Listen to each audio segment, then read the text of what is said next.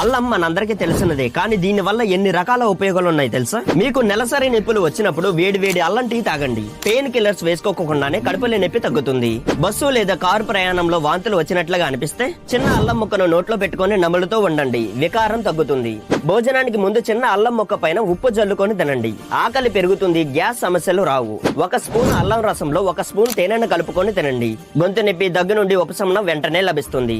బరువు తగ్గాలి అనుకుంటే గోరువెచ్చటి నీటిలో అల్లం రసం, నిమ్మరసం కలిపి తాగండి. మెటబాలిజం పెరిగి బెల్లి ఫ్యాట్ కరుగుతుంది. మీకు తలనొప్పి వచ్చినప్పుడు చిన్న అల్లం ముక్కను అలాగే ఆవాలను పేస్ట్ లా చేసి ఆ పేస్ట్ ని నుదుటి పైన రాసుకోండి. మైగ్రేన్ లేదా సాధారణ తలనొప్పి నుండి రిలాక్సేషన్ వస్తుంది. అల్లం రసంలో ఆలివ్ ఆయిల్ లేదా కొబ్బరి నూనెను కలిపి తలకు పట్టించండి. ఇది యాంటీసెప్టిక్ లా పనిచేసి చుండ్రును తగ్గిస్తుంది. మీకు కీళ్ళ నొప్పులు వచ్చినప్పుడు అల్లం నూనెను మోకాళ్ళ పైన మసాజ్ చేయండి, వాపు నొప్పి తగ్గుతుంది. మీకు ఎప్పుడైనా పంటి నొప్పి వచ్చినప్పుడు చిన్న అల్లం ముక్కను పంటి పైన ఉంచండి. పంటి పైన ఉన్న బ్యాక్టీరియా చనిపోయి నొప్పి తగ్గుతుంది. మీ గుండె ఆరోగ్యంగా ఉండాలి అంటే రోజు మీరు వండే వంటల్లో అల్లం ఉండేలా చూసుకోండి. ఇది రక్తాన్ని పలుచుగా ఉంచి కొలెస్ట్రాల్ ను కంట్రోల్ చేస్తుంది. మరి ఈ అల్లంలో ఇన్ని రకాల ఉపయోగాలు ఉన్నాయని మీకు తెలుసా లేదా? నాకు కామెంట్ లో చెప్పండి. ఇలాంటి Download ShareChat.